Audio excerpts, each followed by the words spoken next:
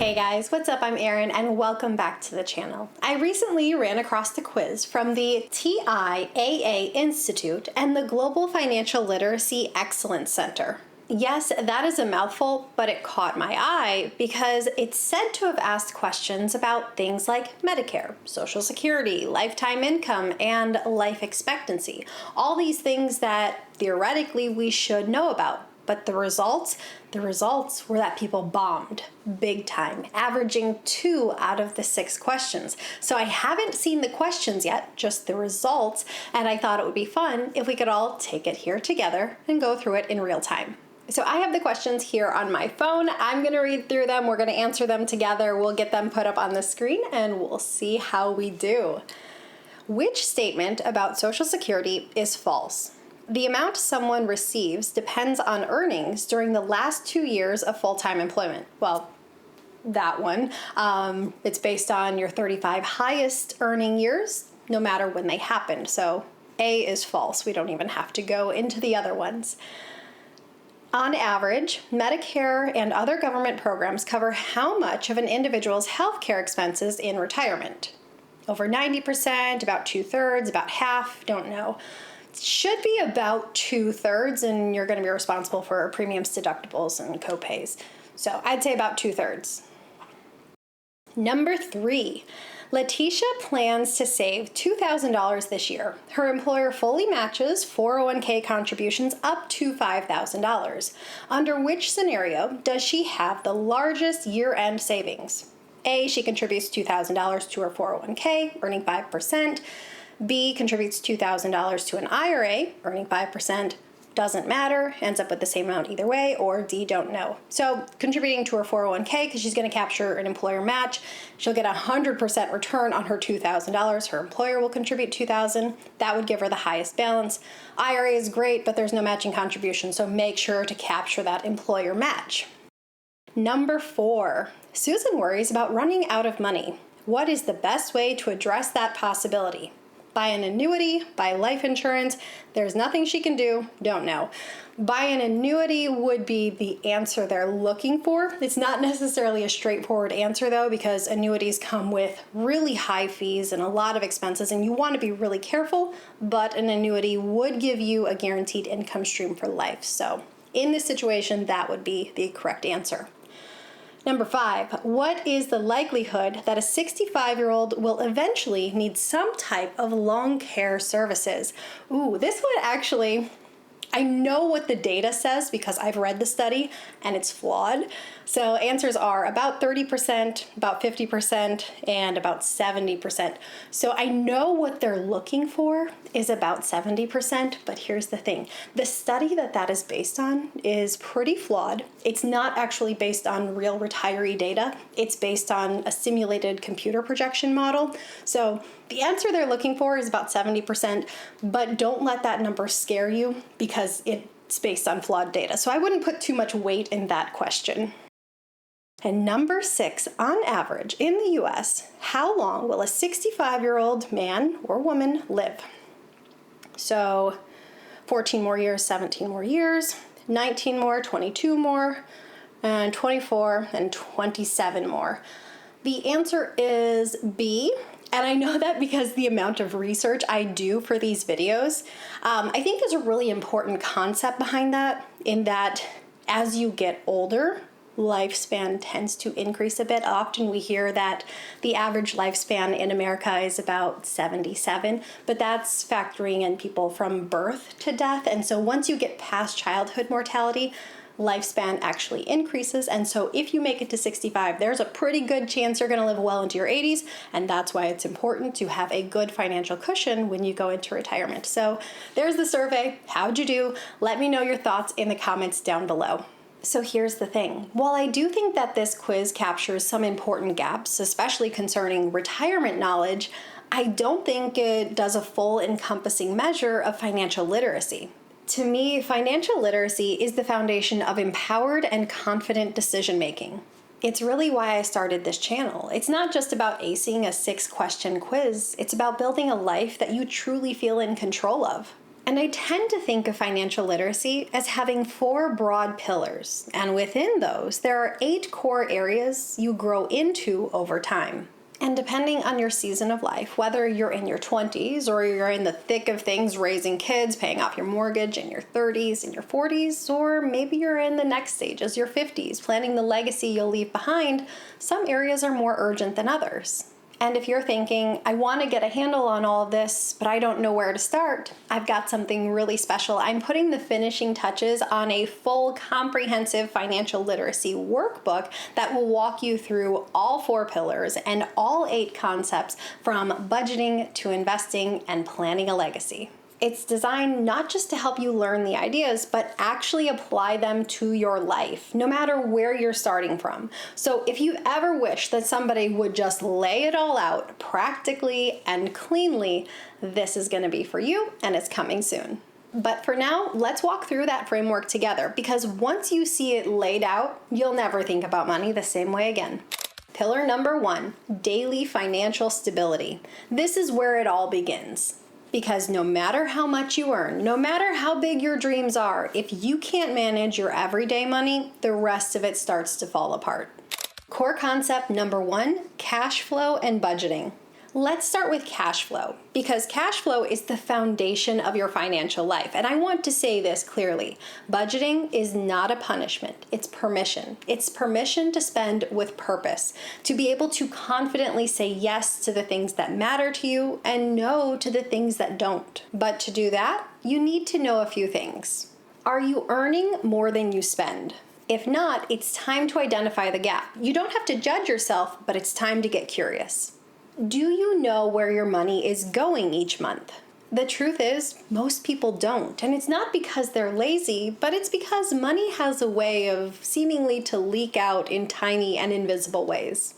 Are you tracking it, even with a simple spreadsheet or notes app? It's not about being perfect. It's about being aware. And once you're aware, you can better make decisions that align with your goals. Clarity around your cash flow lets you make intentional decisions, not guesses. Core concept number 2, saving and emergency planning. Once you have your cash flows under control, it's time to protect your life from chaos, because you know what? Life gets messy. Cars break down, kids get sick, and job losses happen. And having savings allows you to have margin. And margin turns a full-blown chaotic situation into a manageable one. So ask yourself, can you handle a $1,000 emergency without going into debt? If not, that is your first target. It's not 6 months, it's not having $20,000 set aside, it's just having enough set aside to give yourself some breathing room. Do you have 3 to 6 months of living expenses set aside? This is your long-term goal, enough to ride out a rough patch or a job loss without panicking. Are you setting aside money regularly, even if it's just $20 or $50 a month? Saving small amounts consistently is better than saving large amounts randomly or sporadically, and even having just $500 set aside in a starter emergency fund is a huge step forward and can create a lot of breathing room. The key question for pillar number 1, can you manage what's coming in and out and handle life's surprises without going under? Because daily financial stability isn't just about the numbers. It's about peace of mind, and it's about building a foundation that is strong enough to carry the rest of your life. Pillar number 2, debt and growth management. This pillar is about taking control over what you owe and how you build wealth for the future. Because the truth is, having debt doesn't make you a bad person. In fact, most people carry some type of debt at some point in their life. The real question is, do you have a plan? Because if you're not growing with purpose, it can feel like you get stuck in survival mode and that you're constantly putting out fires rather than moving forward. Core concept number 3, debt management. Let's be real. Debt carries emotions, often guilt and shame and stress, and often it comes from doing the best we can in difficult situations. But with that, let's take a fresh look. Do you understand your interest rates and loan terms? Because not all debt is created equal. Some loans cost you hundreds in interest every single month. Other loans are strategic in nature. Can you distinguish good debt, like a mortgage or student loan, from bad debt, like a maxed out credit card? Good debt helps you build assets or an income. Bad debt chips away at your future. Do you have a clear payoff plan? Perhaps you like the snowball method where you tackle the smallest total debt first just to gain momentum. Maybe you like the avalanche approach where you tackle the highest interest rate debt first. It doesn't matter which one you choose as long as you have a plan to get out of debt. Financial literacy is about taking your power back from debt. It's not about getting debt-free overnight, but it's having a plan that puts you back in charge. Core concept number 4, investing and wealth building. Now let's talk growth, because this is where you put your money to work for you. And I know for a lot of people, investing can feel intimidating. Wall Street, market volatility, all the jargon. So let's put that aside for a minute and talk about the truth. You do not need to be an expert to get started. Do you know the basics of stocks, bonds, and index funds? If not, just get started with index funds. It's a great beginner-friendly way to get started, get diversified without overthinking it. Are you contributing to a 401k, a Roth IRA, or a brokerage account?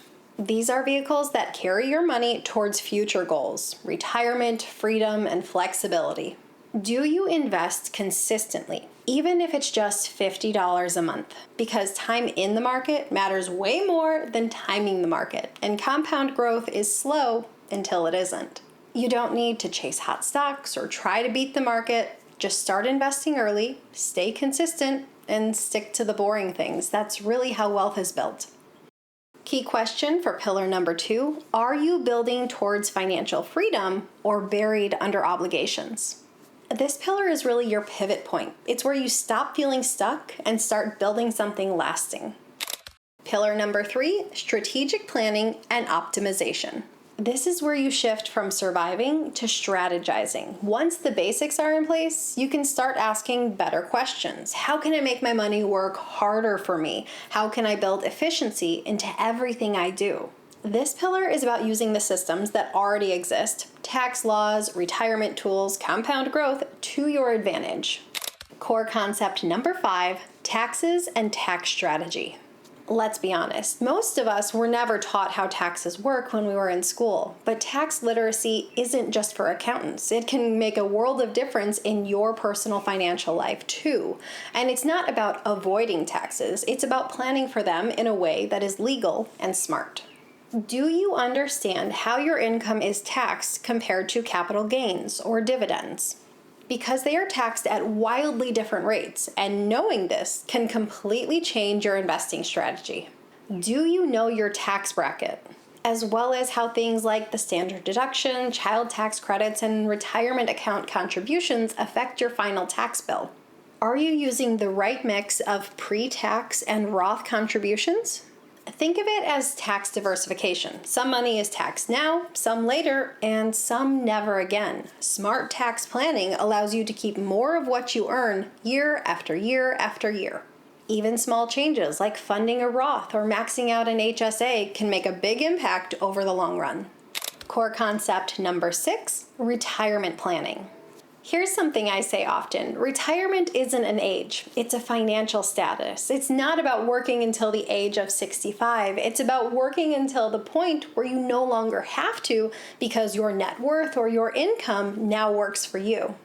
Do you know how much income you'll actually need when you retire? It's usually not 100% of your income. It might be more than you think once you factor in inflation or healthcare, but it's best to have a real number grounded in reality and not a guess.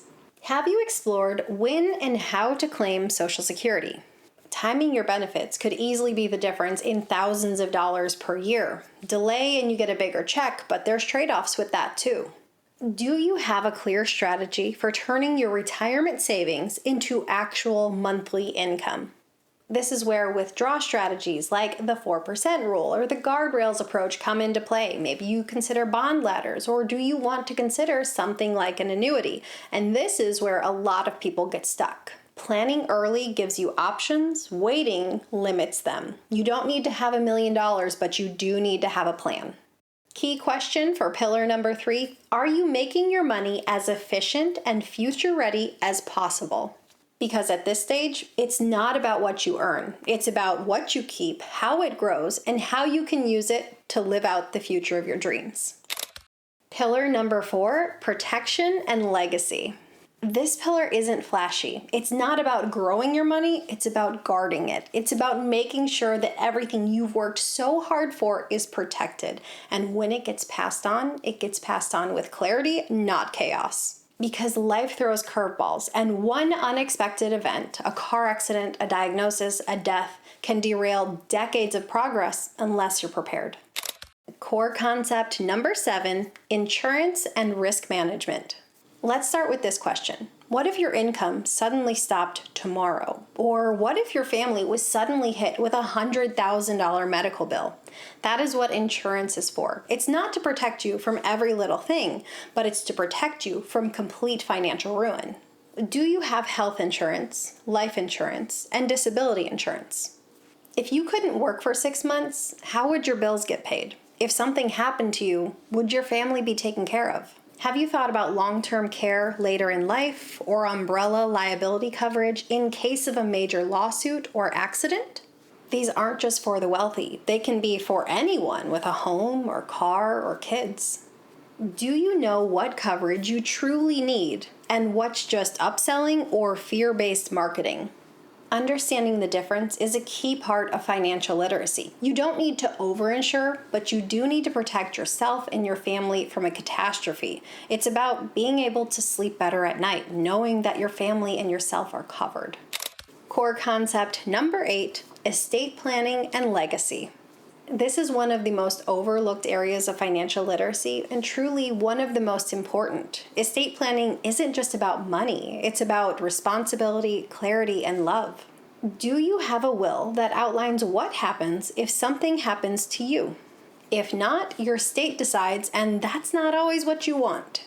Have you named beneficiaries on your accounts, like your 401k, IRA, or life insurance? These designations will override your will, so they need to be kept up to date.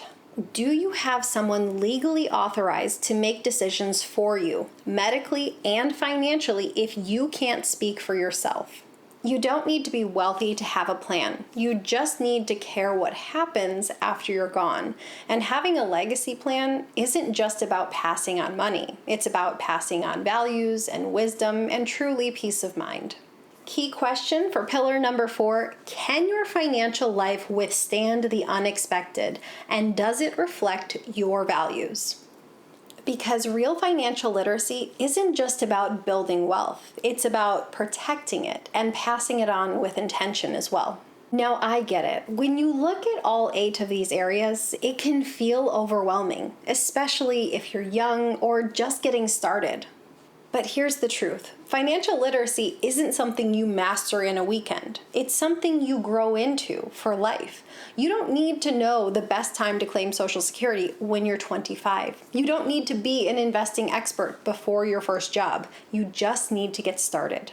Learn something today, and then learn something else tomorrow. Keep growing, keep questioning, keep building that foundation. And truly, that's why this channel's here. I want to walk with you on this journey.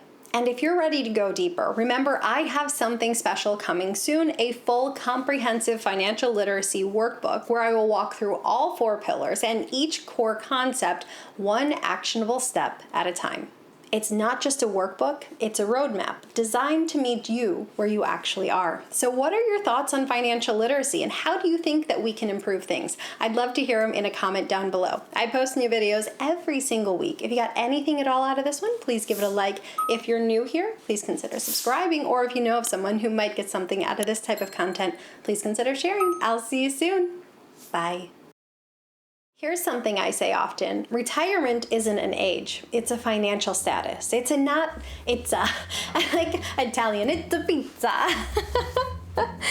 So if you've ever just wished that somebody would how many times can I say just? It's truly the foundation of your life. And I want to say this clearly, budgeting is not, I looked at the camera, sorry about that. It's not about being perfect, it's about being aware. And once you're aware, Once you have your cash flow under control, it's time. I think my eye is not opening as much as it should be. You don't need to be wealthy to have a plan. You just need to care. Is that a bad way to phrase it? Do you know how much income? Sorry. I'm sorry.